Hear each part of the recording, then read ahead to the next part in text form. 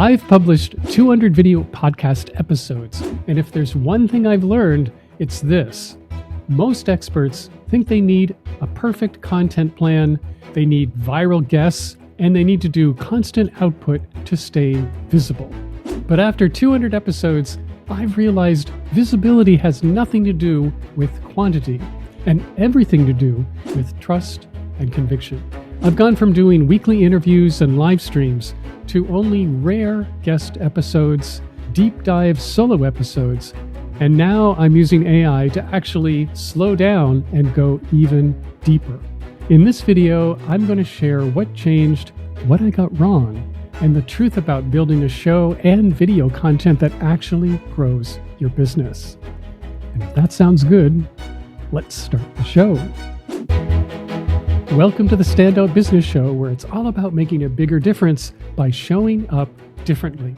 I'm Brad Powell, and I'm a video brand architect who's helped hundreds of experts turn 1 hour a month into videos that make you the sought-after authority in your field without feeding the content machine. So why did I stop inviting guests on my show? Well, first of all, let me say that I actually really love doing guest interviews. I find it really fun. I find that I always learn a bunch of stuff. And probably most important for me personally is that I'm constantly honing my craft as a good listener and a good interviewer. And that completely helps me with the kind of work I do because I'm always interviewing my clients in order to help them create good video content. And so by practicing each week with a new and different guest, who usually is someone who I've never met before, this just helps me get better and better at the thing that I actually really like to do. However, what I've found over time is that my message, the things that I actually stand for and what I believe in and all the stuff that I want to share with my audience has been getting kind of diluted because my main job when I host a guest is to showcase them and to make them look really good. And while that's a very worthy goal, it's not exactly helping me with my own marketing and marketing my own business. So for me, the big lesson is that expert-led solo content, that's you showing up as yourself, getting on camera and saying the thing you want to say, this is way more powerful when you do it right. The second lesson I want to share is that it took me almost 200 episodes to figure out the real promise of the show. And I think it's probably the biggest mistake I was making was that I was running this series, the Standout Business Show, without really going deep on what's the premise and what's the promise and what is the outcome that I'm really promising people who want to listen on a regular basis. So starting about 4 or 5 months ago, I really went deep into trying a lot of things in terms of figuring out what are my core beliefs and what are the core beliefs of my audience that I want to be addressing on a regular basis so that when people start listening, when you start listening, you're being taken on a journey, and it's a journey of transformation. So I had to come up with what I call the chain of beliefs. And if you want to learn more about all that process, go back to episode number 191. I'll put a link in the description down below. But the process is basically this idea behind the psychology of why people will buy from you. The chain of beliefs are all these links, all these separate beliefs that people need to have in order to be able to say yes to your offer. So these are things that they have to believe about themselves and things about what they think about the future and things about what they think about your offer and the way that you work. And also a kind of trust and connection with you yourself. Like, what do they have to believe about you in order to be able to say yes to hiring you to help them with whatever problem they want to solve? I did this long thing on, well, what are my chain of beliefs? And what are the chain of beliefs that anybody who wants to listen to this show needs to go through? Part of that process was naming the monster, naming the monster, which is like, what am I against? What's the big thing out there that we're planting our flag and we're taking a stand against? And in my case, the monster is the content machine. And what I'm talking about here is this exhausting, performative, algorithm-pleasing marketing system that almost everybody is doing. And it's pressuring you as an expert to chase attention and to dilute your message and be acting like all the influencers that are out there instead of the real authority that you actually are. It's going to force you to act like somebody who you're not, and it's not authentic. So putting all of this together is now this underlying foundation and philosophy and thinking that goes behind this show and also goes behind the work that I'm doing. 200 episodes later, that's all it took for me to get here. This has allowed me to come up with the real promise of the show. And I'm just going to read it off to you now. The Standout Business Show reveals how expert entrepreneurs like you become the most sought-after brand in their industry, not by feeding the content machine, but by scaling trust one conversation at a time. Does that sound clear? Go ahead and put a comment in the bottom if you get that, or if you have questions, or if you feel like, whoop, that just went right by me. I don't know what you're talking about.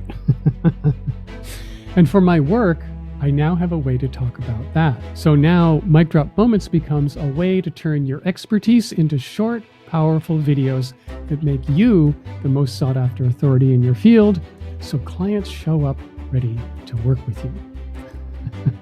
And now the overarching theme becomes, you don't need to create more content. Your best content is already happening. You just need a system to capture it and turn it into high-performing, authority-building video. So you take low effort plus high visibility, which will get you sought-after status. Now I'd like to tell you a little bit about the process of how I got here. I made my co-host, Chat GPT.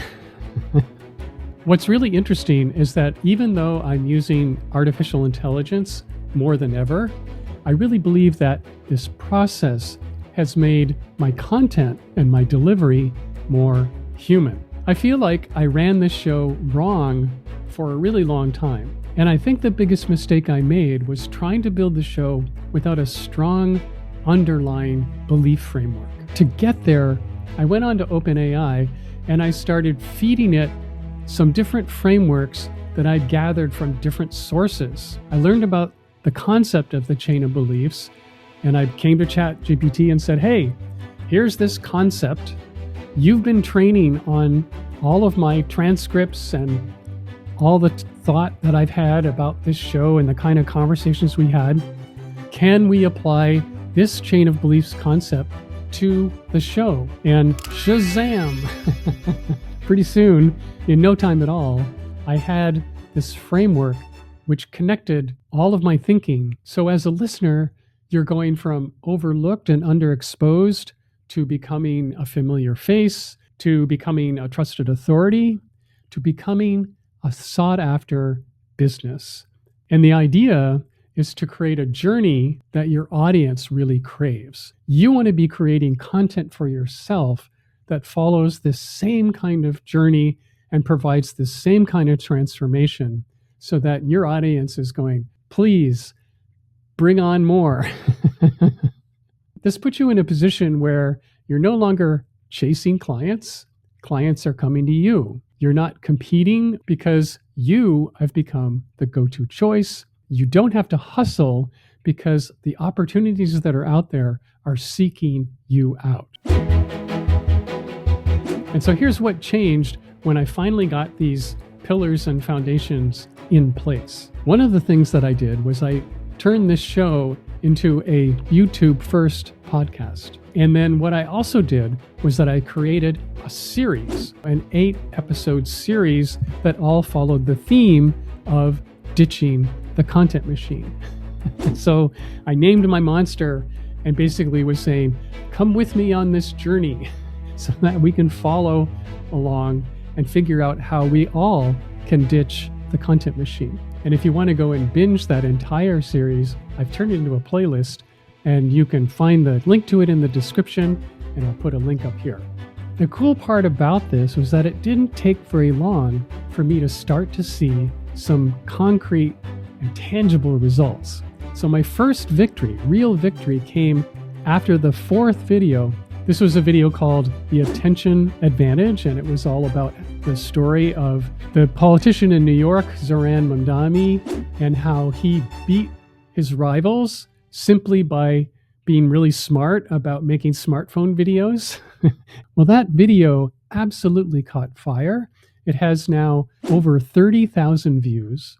It's been watched 1,700 hours worth of watch time, which is a lot of watch time.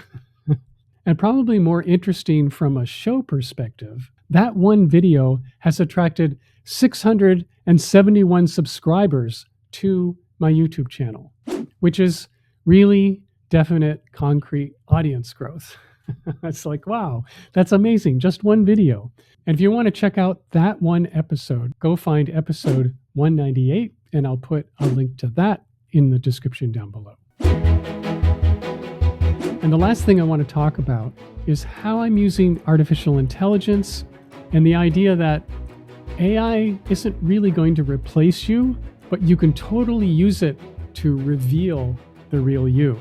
The real question isn't whether or not you should use AI, but what skill do you want to build when you're using AI? So for example, a lot of people are thinking, well, I could just make an avatar, and the avatar looks and sounds like me, and all I have to do is write out some text and feed it to the avatar, and it'll be out there doing my thing. I'll never have to get on camera.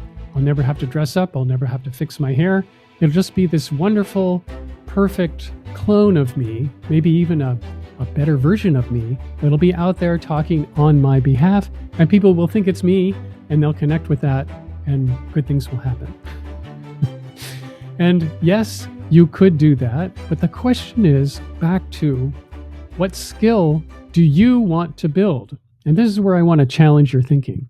If you are the person behind the curtain and what you're doing is script writing and taking that script and giving it to your AI, or maybe you're just you're managing the part of the AI that's writing the script, and you're an editor and you edit it and then you give it over to your avatar, well, that's the skill that you're developing. But if you show up on camera and you talk directly to the camera like I'm doing right now, and you bring your energy, and you bring your persona, and you bring your personality, and you tell your stories, and you talk about stuff that AI doesn't know anything about, all of that. If you take a moment when you are with a client and you're in that natural zone of genius, and this stuff is just pouring out of you because this is what you do and you're really good at it, and you've recorded that moment, and then you take that and share it with a wider audience, all of that is training you on how to be personable and connecting and maybe even a good listener. Like, you are developing all of these skills in terms of how to show up as a real, genuine, authentic person that people want to relate to. This is what I want you to consider when you're thinking about, should I use AI? And that's actually not the question. It's, what skill will AI help me develop so that I can be better at what I do? What I've learned over 200 episodes is pretty simple. You don't need to post more. You need to say the things that you believe in and show the things that other people aren't willing to show. And if you're an expert who's been feeling underexposed online and you're holding yourself back, well, maybe it's time to start showing up as the real you. And if you're ready to be seen differently without feeding the content machine, go check out episode number 199, which is how to make your expertise visible in just 90 days without posting every day. And until next time, so long.